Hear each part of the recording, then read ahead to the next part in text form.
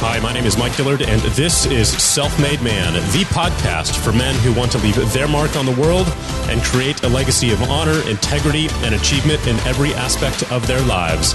I'm glad you're here, and once again, it is time to forge your destiny. Well, it's that time of year, a time to reflect on the previous 12 months and to set our goals for the next 12 to come. Now, personally, my theme this year is balance. I want to work less and dedicate more time to personal pursuits that enrich my life. Number one on the list, I want to hit the track more often, so I've committed to competing in 6 Porsche races this year around the state of Texas. I want to get back into fishing, which has been one of my biggest passions in life since I was in high school, and yet I haven't really been able to do that since then, so I want to make that a priority once more as well. I want to turn fitness into an activity that I actually look forward to every day rather than having it as a to-do item on my list that's constantly in the way of something else. And finally, I want to get back into a daily habit that has paid huge dividends over the course of my career when pursued, which is reading. Now, in order to achieve balance between work and all of these personal activities, I'm going to end my day this year at 2 o'clock every afternoon. Now, in order to successfully pull that off, the hours I do work have to be truly productive. And if I've learned anything over the past year, it's that the key to productivity begins with your physiology, with your body, your energy levels, and your ability to focus. 2 hours in flow are easily as productive as 6 hours in a low-energy, stressed out, and scattered mental state. So to help us increase our productivity and performance this year, both physically and mentally, we are joined today by a man who's turned this subject matter into his life's passion, Mr. Dave Asprey. Now, many of you have heard of Dave through his Bulletproof coffee recipe over the last couple of years, but you probably haven't heard the whole story. The story of how he weighed almost 300 pounds and how he turned his passion for hacking computers into hacking the human body to unlock its full potential. Well, today you will, and much more. Specifically, Dave is going to share 3 things that you can start doing today that will reduce your stress and dramatically increase your productivity levels as we roll into the new year. So without further ado, please help me welcome Dave Asprey. This week's recommended resource is a book I've been listening to on Audible called Shoe Dog, which is the story behind Phil Knight and how he built Nike. It is, without a doubt, one of the best stories I've ever heard and has brought an incredible amount of perspective to my life and my business. So if you think you've gone through challenges, if you've questioned your potential and whether or not you've got what it takes, you have to read this book. It will absolutely change your perspective about yourself, about your business, and about everything. So once again, that is Shoe Dog by Phil Knight. Go check it out. It is awesome. Welcome back, everybody. Mike Dillard here, and I'm super excited to welcome our guest today, whom many of you are probably familiar with. You've at least heard his name and heard about his products, but maybe you don't have the whole story. And so we're going to get that here today from Mr. Dave Asprey. So Dave, welcome to the show. Mike, I'm so pleased to be on. Absolutely. So I've been a fan of your work. I've purchased just about every product that you guys have put out through your Bulletproof brand over the last couple of years.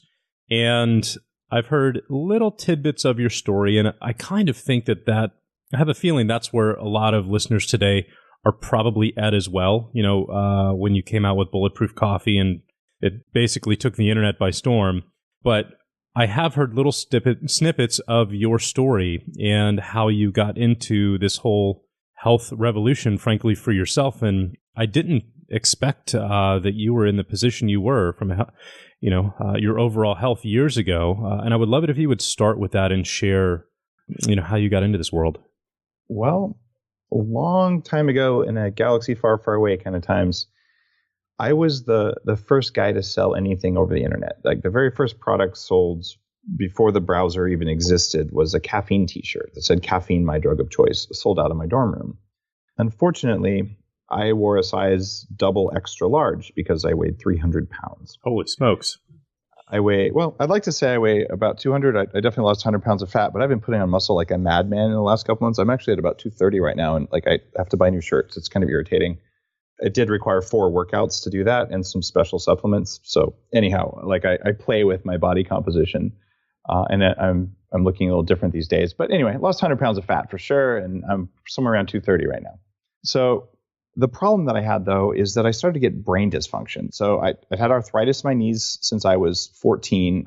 I still have stretch marks, haven't managed to get rid of those, even though I wrote a book about how they form that's up on Amazon now, like an ebook almost, to like how to prevent them.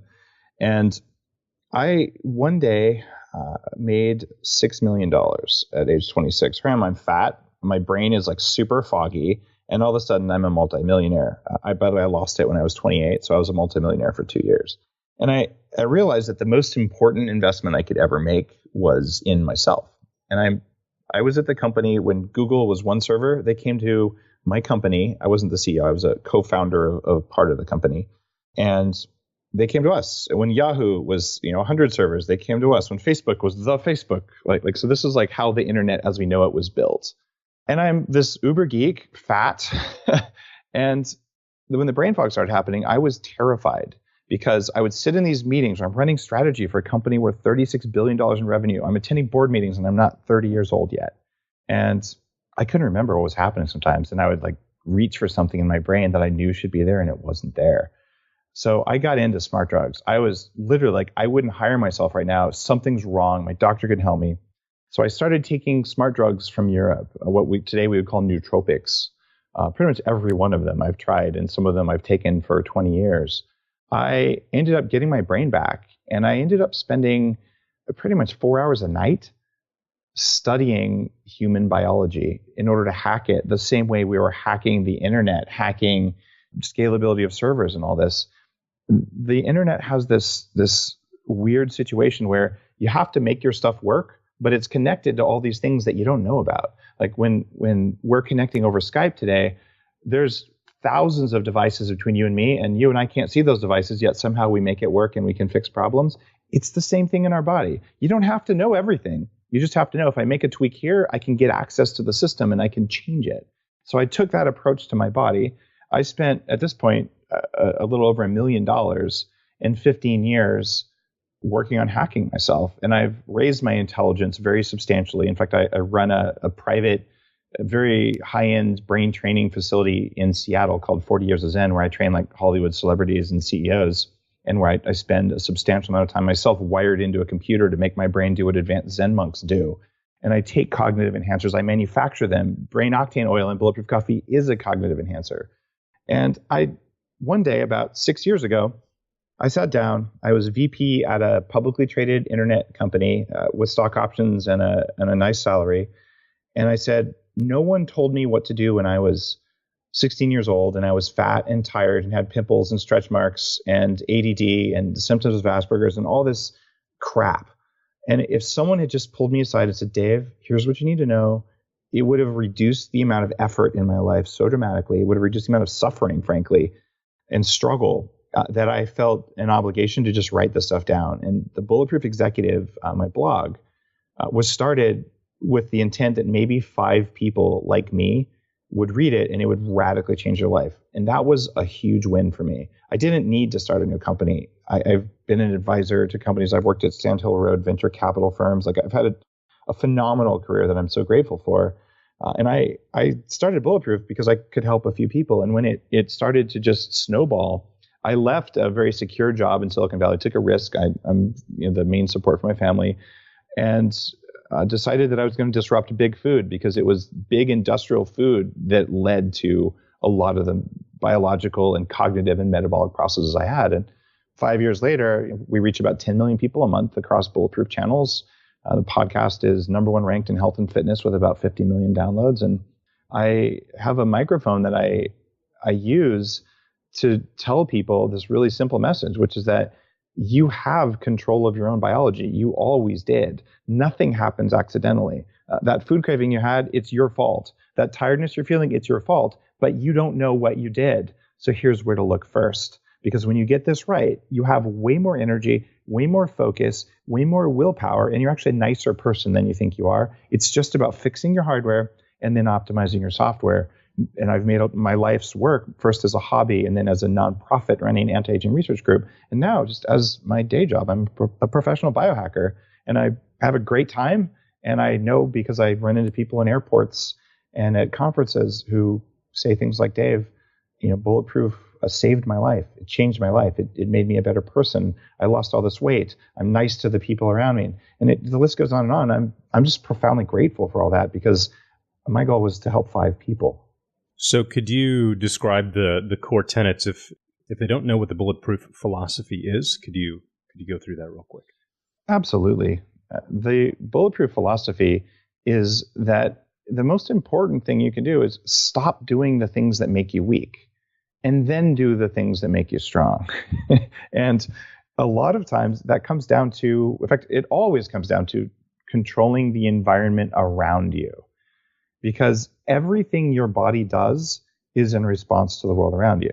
You might think it's another way, but that's actually a cognitive evolutionary step that we've made. A good example of this is if you lean over and touch a hot stove accidentally, your body will immediately pull your hand away, and then you'll tell yourself, good thing I pulled my hand away from that hot stove. But in reality, you didn't make that decision to pull your hand away. Some other process made a decision to pull your hand away. So it turns out your body is responding to the amount of air in the room. It's responding to the temperature, the light, the kind of food you put into your body. It's responding to your emotional and psychological stress. So those drive the things that are tangible to you, but oftentimes they're invisible. And today, by taking control of the environment around you, you can totally change how your body responds. So suddenly you're losing weight. Suddenly you're sleeping better. Suddenly you have more focus and energy. You have less stress. And the entire set of knowledge in Bulletproof is what are the changes that you can make that give you the most benefits in the least amount of time. And once you achieve those, you can do things like reprogram the thoughts in your head and all.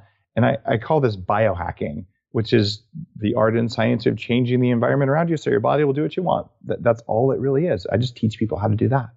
So could you give us some more examples of what you see?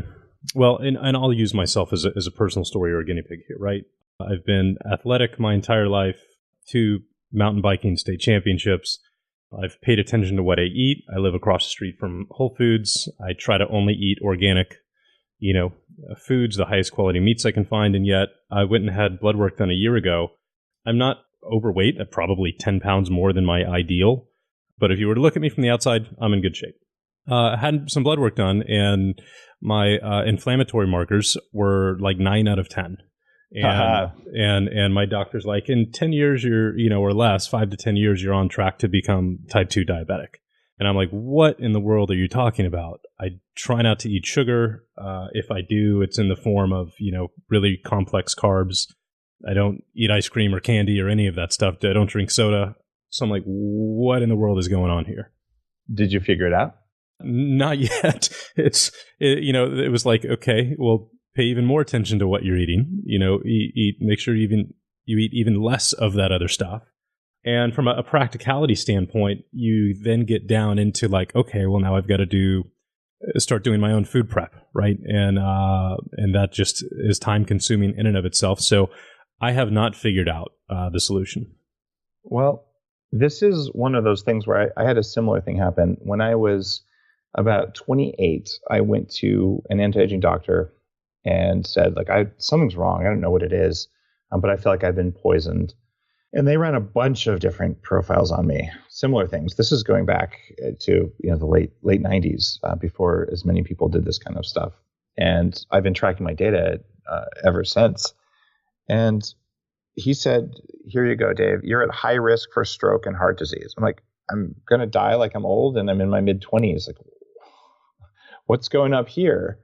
Or what's going on here? And it was a bit of a wake-up call for me, similar to you. And what you have going on right now is something I see in huge numbers of especially successful men, because we have been raised to believe that if you exercise really hard, that it makes you a good person. You struggle, you sweat, you carve out time from your day. And if you do that, you can probably work off some of the bad food you eat. But we also just believe like this is good. When I was at my heaviest, I actually worked out 6 days a week, an hour and a half a day, because I had sworn that I was going to lose the weight. I'd had 3 knee surgeries before I was 23. And I'm like, I'm never going back to that. And I got to the point where I could max out every machine at the 24-hour fitness down the road from my house. every single one of the machines, and I still weighed 300 pounds, and it wasn't muscle, it was fat. I could bench press my thin friends. And as I learned more about inflammatory markers, and as I saw these results in my blood, I was like, wait a minute. If you have a large amount of stress, whether it's what I had when I lost my $6 million, that'll cause a little bit of stress. Going through a breakup or a divorce, moving to a new town, having a car accident, having a chronic infection, having a job stress where you think you might lose your job or your company's in trouble or whatever pressures are on you. Or maybe you just have chronic anxiety. All of those things are stressors, and so is exercise. So exercise is a stressor that you can apply every single day, and then it turns out recovery is the problem. So guys like you and me, our biggest issue is actually high effectiveness, high efficiency recovery, not stimulation. You're running your podcast, you're exercising really hard, you're doing all these things right, and you're like, I'm going to push, push, push. And the answer is, well, you better be able to stop and recover because we're biologically wired. Push, recover, push, recover. So in your case, you got inflammation the same way I did. And I track my inflammation markers, and they stay low now. And the Bulletproof diet is actually designed to control inflammation first and foremost. And one of the biggest things you can do is you can do something called cyclical ketosis. And the reason Bulletproof coffee is so powerful is that it's a gateway to ketosis that doesn't require willpower and effort. Ketosis is when your body stops burning carbs and starts burning fat as primary fuel. And the neurons in your brain get really happy because they want ketones more than sugar. So all of a sudden, you get this amazing focus. If listeners have ever tried fasting for a couple days, you feel like crap for a little while, and then all of a sudden you wake up and you're like, wow, I feel better. I have this amazing light energy. Well, that energy is because your brain got more electrons from ketones because ketones are anti-inflammatory. What you do with Bulletproof coffee is you take the mold-free coffee beans that I make because mold inhibits your cellular energy production. And then you add brain octane oil, which directly raises ketones as if you're fasting. In fact, it raises ketones between 4 and 5 times better than fasting. So all of a sudden, within a half hour of drinking your Bulletproof coffee, if you're like a typical person I'm describing, then suddenly you feel this like lifting of a fog, and everything you do cognitively feels easier. Well, it's inflammation-based and it's energy-based. You get better energy, get less inflammation. And what's going on with you is, with your blood sugar issue, is that there's something going on, and eating less carbs may not be the issue. Getting more sleep is probably the issue. And I'm seeing an epidemic right now, one that I actually have some new stuff I'm working on that will help with it. But as we've switched over the last 4 or 5 years to LED light bulbs have a ton of blue light in them. And blue light signals to our brain, and it's absorbed through our skin and through our eyes, basically to be less effective in using sugar. So I am firmly convinced that light is a nutrient, or light is a drug, just like food. Throughout all of history, we had sunlight or we had firelight with lots of infrared and no blue light at night. When you or I stare at our phone or we turn on the LED lights in our kitchen or bathroom, we're now getting 5 times more of this biologically relevant signal than we did before. So I would tell you, install dimmer switches and get rid of your LED lights. Install the software on your phone and your computer that make them dim, and go to bed a little earlier and make sure your room is blacked out at night, and your blood sugar issues will probably resolve. This is how changing the environment around you changes your body directly. It's just we suck at understanding long-term event correlation. If you smack yourself in the face, it hurts right away, so it's easy to see. But if you smacked yourself in the face and it hurt 4 months later, you would never know why your face hurt. Right? It's that long lag time that matters. But the biochemistry around light exposure and blood sugar, the studies are out there. No one's talking about them, and people are continuing to basically install junk lighting in their houses. My new book called Headstrong that publishes in April, it's on Amazon right now. I actually talk about this and a bunch of other things, because for you, if you can make the energy producing parts of your cells called mitochondria, if you can make them perform better, they will pull that sugar out of your blood and turn it into electrons that you can use to think, to move, to feel, to meditate, to create good podcasts, do whatever you want to do. Like, it's free energy. And right now it's bottled up in your blood because something's off in your environment. Yeah, it's interesting. And, I don't know if this is the case or not, but I thought it was really interesting over the last year. One of the major updates, Apple came out with their whole night shift. app on their phone and on their iPad that takes the blue light out of the screen in the evening. And I'm going to assume that you are one of the primary, if not the primary, inspiration for them to add that functionality. I pushed them very hard. I actually did like a public shaming thing on Facebook. I'm not going to take credit for that. There's probably some engineers there who follow Bulletproof. I'd be surprised if they didn't. If they're listening to this, hey guys, thank you for doing that. I'm also about to launch a post on the Bulletproof site. It turns out, I think they got about a third of the way there. And I make a screen filter that goes on top of it, like a screen protector, that filters out the most harmful spectrum of blue light. And that most harmful spectrum is just a narrow band of blue. That's the one that suppresses melatonin the most. And when you run the software from Apple that's just built into the operating system, it helps, but it doesn't take all of that out. So it turns out now in the latest update, there's a couple other tweaks that you can do. So I'm in the process of writing that up for people now, so that if they follow the Bulletproof website, I'll email that info to them. And basically what you can do is you can make the screen even more amber at night, so that when you're laying in bed, if you want to read like I do, you're not even getting a little bit of the bad spectrum. And it turns out, if you look at blue light as like corn syrup of lighting, red light is the opposite of blue. So you wouldn't want to have only corn syrup or sugar in your diet. You want to have a mix of things. So by adding red in and taking out even more blue than Apple does right now, you can do some cool things. So I'm hopeful that with this new software tweak that people can make, it requires about 6 steps. It's in the accessibility settings, that you can actually make it so that when you go to bed at night, you'll have zero effect on your sleep from your iPhone. The other thing that you and everyone listening just has to do, when you turn out the lights, your phone needs to be in airplane mode, because constantly broadcasting the electromagnetic frequencies, basically the wireless transmitter in there, it does affect your sleep. It affects your cellular energy production. So if you're sleeping with your phone turned on in your bed or next to your bed, you are seriously asking for health problems 10 years from now. It's just not a good plan, and there's abundant evidence of that. That's good to know. I've always kind of been like on the fence about that. It's like, yeah, I'm sure it's better for you, but is it really causing issues? But it sounds like you've got quite a bit of data on it. Yeah, unfortunately it is. In fact, I made a decision a few years ago that I'm just not going to hold my phone in my front pocket the way I used to, right next to the crown jewels. They're one of the most mitochondrial dense part of the body. The more mitochondria, more of these power plants you have, the more EMFs and light affect them. So your brain, your heart, and basically your eyes and reproductive organs have the biggest energy requirement. So you want to keep your phones away from those parts of you. And that means I carry my phone next to my right femur, which is the bone in the upper part of your leg.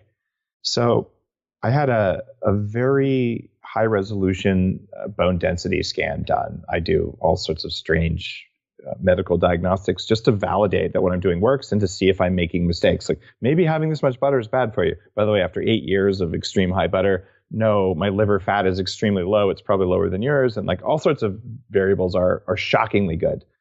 In fact, my insulin sensitivity is as good as is possible to get on the scores, even though I was pre-diabetic when I was in my late 20s, and I'm in my mid 40s now. And this comes from food and environment, not from heavy exercise.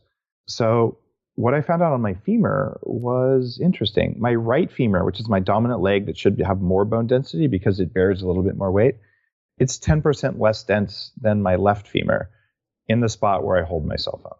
Like, your cell phone affects your bone density. Wow. I have extremely high bone density throughout my body because of my supplementation regimen, because I do, when I do exercise, I do high intensity, heavy load bearing exercise, and I have a machine that flexes my bones to trigger bone density. I'm not at risk of breaking my femur unless I'm in a really horrible accident. But I can tell you, there is no explanation on earth for the difference between those two bone densities other than the fact that my phone is always right there.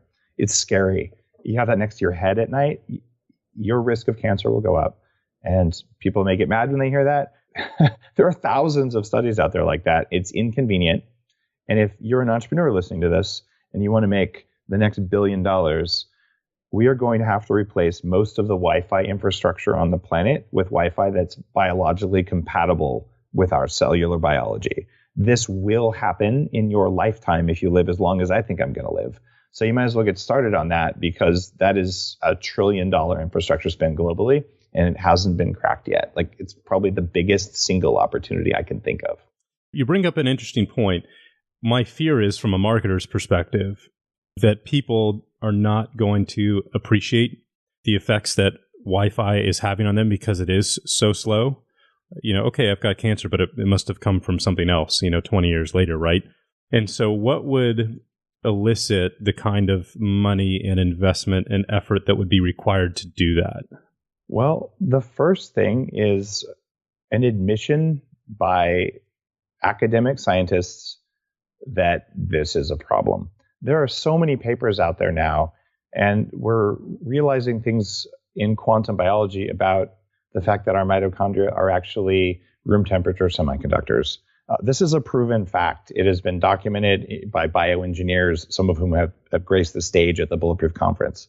We know this, but when people respond to a post like that online, you'll hear a good number of people say, that is not the case.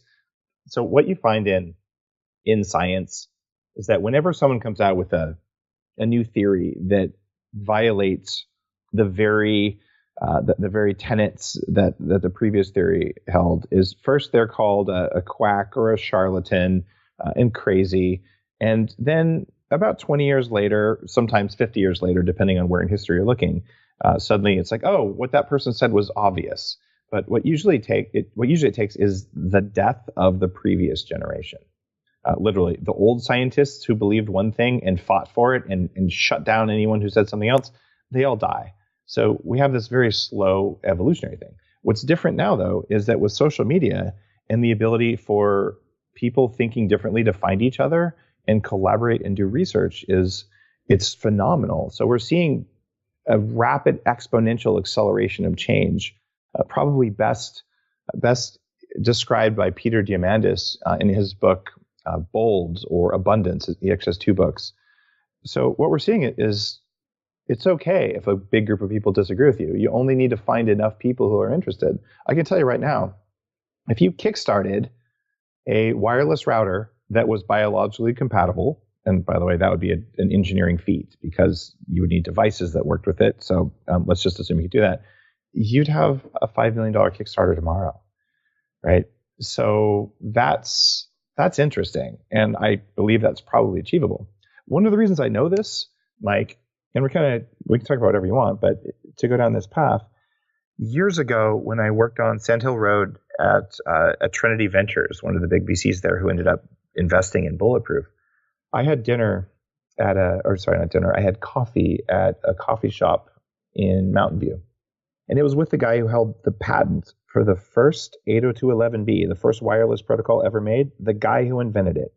And he showed me on his laptop, he said, Dave, I'm using these $1 million radio signal analyzers, the ones we use to detect whether our networking equipment is working, but I turned it around and I looked at the human body and look at all this data that's coming off the body. You can actually diagnose what's happening with someone just based on the radio frequency fields they emit. It's just that they're so small, no one's ever listened to them.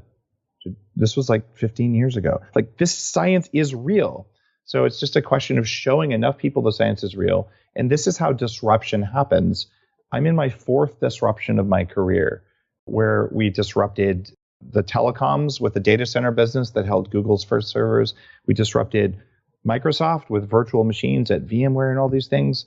And you go down these disruptions, and what happens is, in the course of 3 to 5 years, the people who are dominant suddenly aren't dominant. You look at what Google did to Yellow Pages.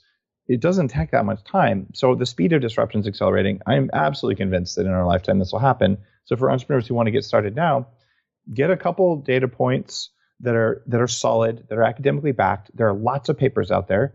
And then you go to the next point, you make a prototype, and you start talking about it. And when the conversation happens, when you ignite that discussion, when the demand is there, the world has to change to meet demand. And that's what I've done with Bulletproof. We changed demand for grass-fed butter. In fact, there were global shortages of grass-fed butter thanks to Bulletproof coffee. And that changes what farmers do. They put more grassland into production. They stopped growing corn and soy, and it actually helped the soil. When people demand less wireless equipment because, like me, they put Ethernet cables back in their house because they know it's better for their children, that's going to drive the people who make the routers to say, all right, let's actually pay attention to this. Maybe people aren't whining. Exactly the same way that Apple addressed the problem of too much blue light coming out of their devices. The point here is we can engineer our environment to be whatever we want it to be in a way that no one throughout history has ever been able to do. And what we do now is we engineer it unconsciously. What I want people to do, especially people listening to this, is choose the things in your environment around you that make you strongest and remove the things that make you weak. You don't have to do it perfectly. You just want to do it better than you're doing it today, because that doesn't take any work. It's a one-time investment in attention and time. And then your body will automatically respond to the environment around you without you having to think about it anymore. Right? That's a big thing versus I'm going to apply effort and willpower every single day to being a better person. We have been brainwashed into doing the things that make us stronger more and more. But what we should actually do is stop doing the things that make you weak first. And then if you still need to, do the things that make you strong. It's a whole different amount of stress and a whole different amount of willpower. Part of the Bulletproof teaching there is that willpower has been shown in some studies, but not all studies, to be a limited thing. That willpower is something you can tap into, but even the person with the most willpower on earth, at the end of the day, there is a limit. And that limit is biological. It's energy-based. You run out of energy. When that happens, you stop making good decisions. And what if you just shaped your environment so that you had to make less decisions every day? You'd have more energy. You'd have more ability to do important things. What are the top couple of things that you've done over the years of throughout all of your experimentation that have just made the biggest impact and that you'll do forever? The number one impact was my first big book, The Bulletproof Diet. And there's something that I'd like to offer for people listening to this today. And I'm not trying to sell you anything. I'm not going to collect your email address. I'm just going to give it to you because it matters. And it's called the Bulletproof Diet Roadmap. Go to the Bulletproof website, blog.bulletproof.com, just search for a roadmap. This is the skeleton of the Bulletproof Diet on a one-page infographic you can print out and put on your fridge. And all it says is these are the foods that have the most energy, the most nutrients, and the least things that are likely to mess with you. And then there's a swath of foods, some of which you probably dearly love, that really mess with some people, but not everyone. Those are called suspect foods. And there's a set of foods that no one should eat unless they're going to die of starvation. And those are called kryptonite foods. If you do that and you follow, there's some other stuff on there, for instance, around timing of meals and all. If you try that out for a little while, you'll see profound differences.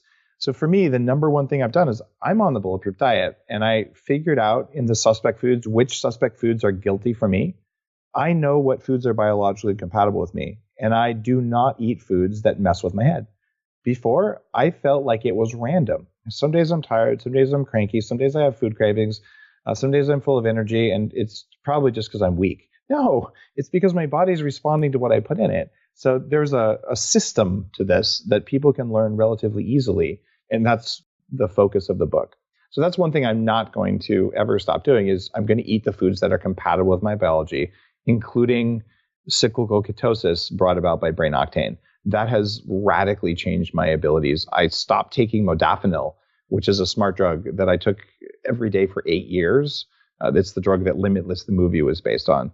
I cannot measure a difference in my brain on or off that drug as long as I'm doing the other supplements and the brain octane oil and the bulletproof coffee and things like that. My response time, my reaction time, 7 different measures of cognitive function, they're all the same on or off the most powerful smart drug when my biology has everything it wants and it doesn't have the things that make it weak. So a question on that. You brought up a great point. You know, one thing has come clear to me over the years of looking at this topic is that not everybody's built the same way, right? And I don't know if you want to categorize people by blood type or genetics, or maybe it's microbiome based. You tell me. But one of my best friends here in Austin is diehard paleo, and it totally changed his life, and he absolutely loves it. And when I try it, I don't really feel, better or different or stronger or whatever it may be. I respond really well to more of a vegetarian diet. So how do you figure out what you're supposed to be eating? Well, there's a kind of structured recommendation in the Bulletproof Diet. And what it comes down to is whoever you are, your plate should mostly be covered with vegetables, like green vegetables, not the starchy vegetables.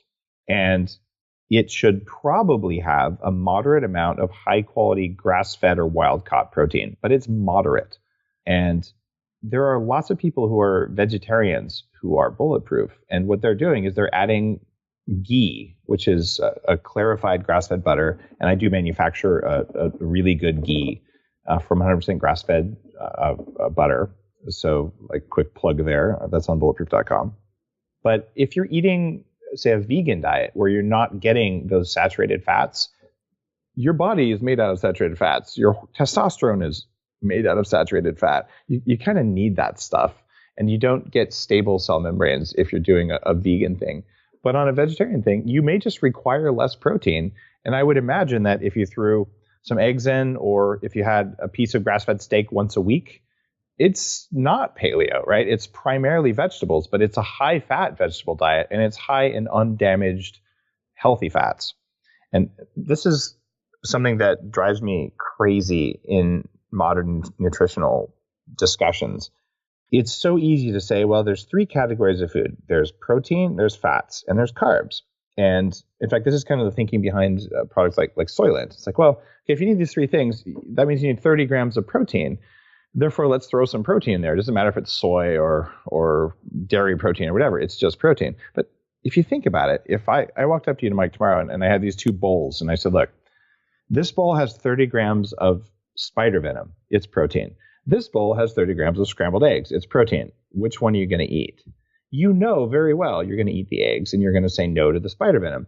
But if you think like in these macronutrient things, well, I got to have X amount of protein, you stop thinking, what does that protein do to me? And one of the big shifts that I've made, and something that might be helpful for you, is I use the Bulletproof upgraded collagen in my Bulletproof coffee. Collagen's a kind of protein that you don't get unless you're a really strict paleo guy who makes bone broth and you eat like all the innards of the animal. So collagen is the structural protein for your skin, your hair, your bones, and it's much less inflammatory because it has lower inflammatory amino acids. So when people say fat's good or fat's bad, it doesn't mean anything. When people say carbs are good or carbs are bad, are we talking sweet potatoes or are we talking corn syrup with a nice glyphosate residue? Like they're just different foods.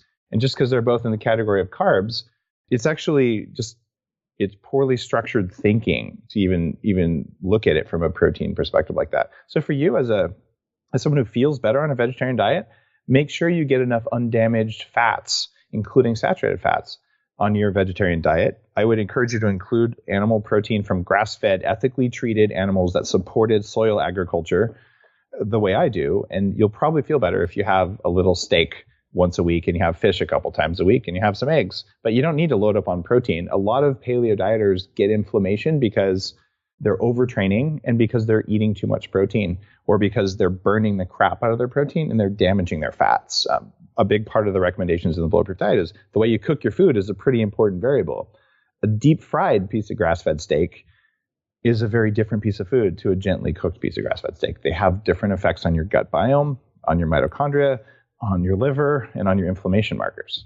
Yeah, absolutely. You know, I know we're getting close on our time here, but I wanted to make sure that you went over what Bulletproof coffee actually is for those who haven't tried it yet, because that's kind of like your gateway drug to this whole ecosystem. And it's been interesting to watch it get hijacked, meaning, I've seen little coffee shops that now sell quote unquote butter coffee, right? Because everybody all of a sudden wants to put butter in their coffee. But there's more to it than that, right? There is. And part of my goal in starting this national conversation about Bulletproof coffee and about the coffee industry at all is to disclose a couple things. And here's why I'm happy. Every time I see someone selling butter coffee, I am stoked because it means I won. Here's where I won. When you put milk in coffee, the milk protein sticks to the polyphenol antioxidants in the coffee and they become unavailable to you.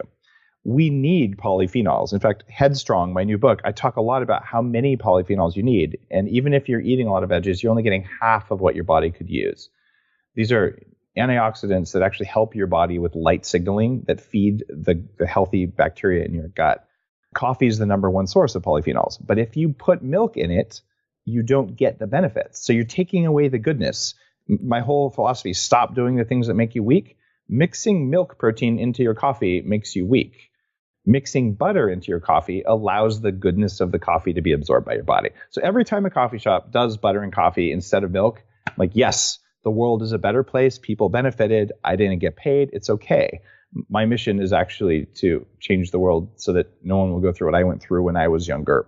And if I'd have been able to buy generic butter coffee, even though it wouldn't do what Bulletproof coffee does, it's still a step up from what people are doing today. But what Bulletproof coffee is, 3 things. Butter instead of milk is definitely in there.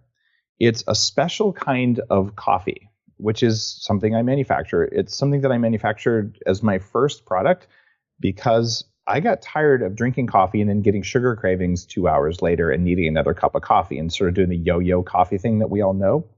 That happens largely because coffee that we drink everywhere, but mostly in the US, has mold toxins in it. This is such a big problem that most countries around the world have put in government regulations to control the level of mold toxin that's in coffee. These mold toxins are neurotoxins and they're mitochondrial toxins that inhibit your body's ability to make energy in your cells. I don't make that stuff up. I have 900 studies about this on the website, and there's 35 that are coffee specific.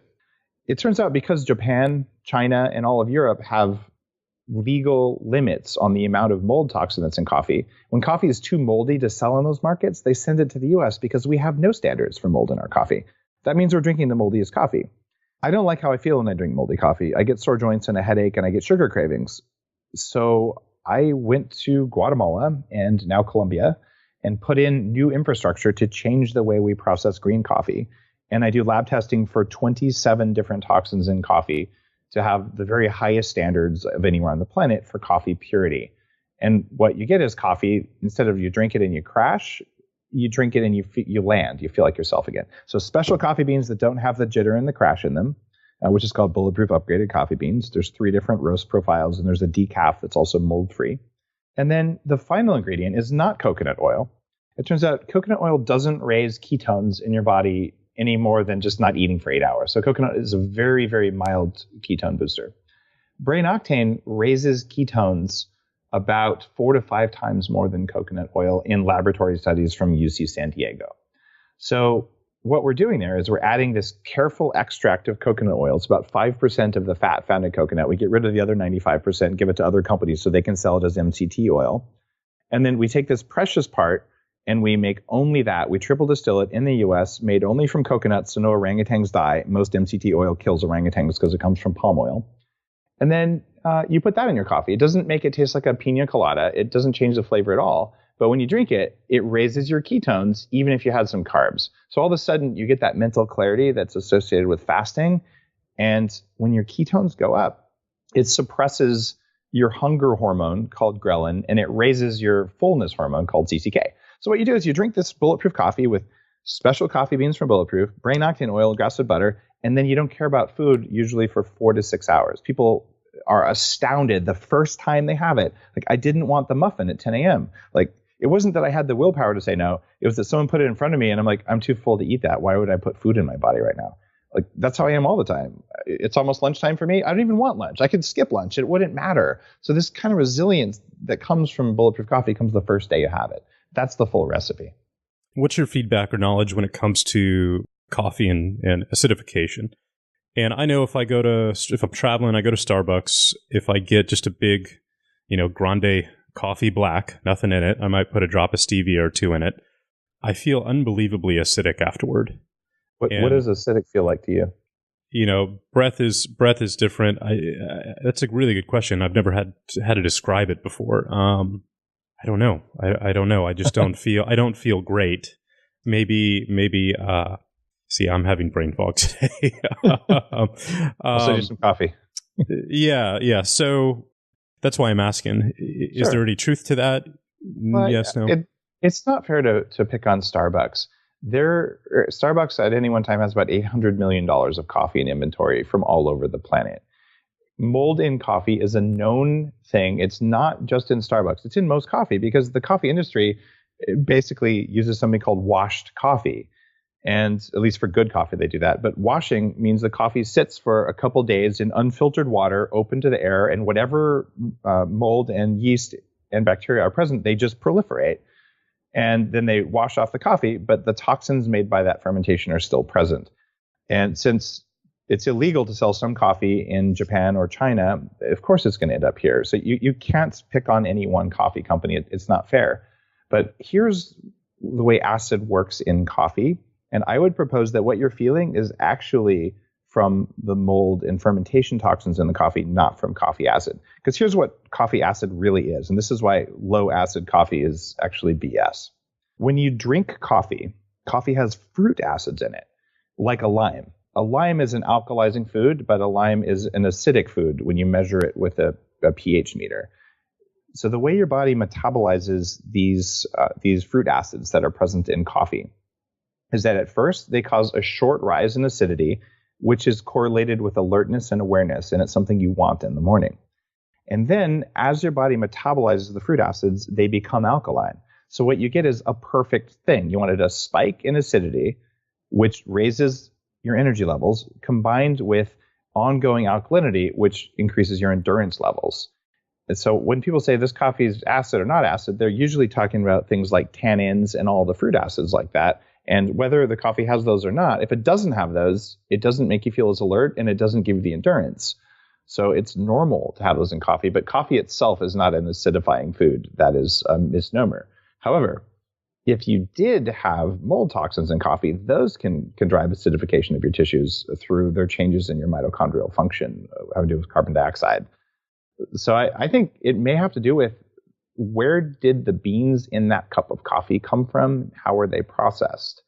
One thing everyone can do right now, even if you never come to the Bulletproof website and you don't buy Bulletproof coffee, is when you buy your coffee, go to a coffee place that has single estate coffee. What that means is the coffee came from just one plantation.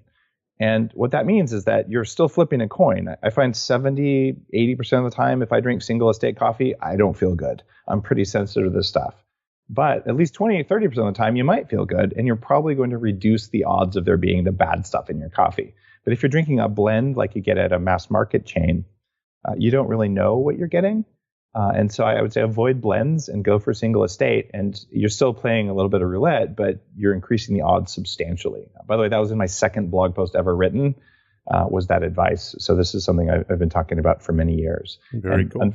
Unfortunately, what most coffee has done is not the same as the Bulletproof process, where we installed new infrastructure to make it happen.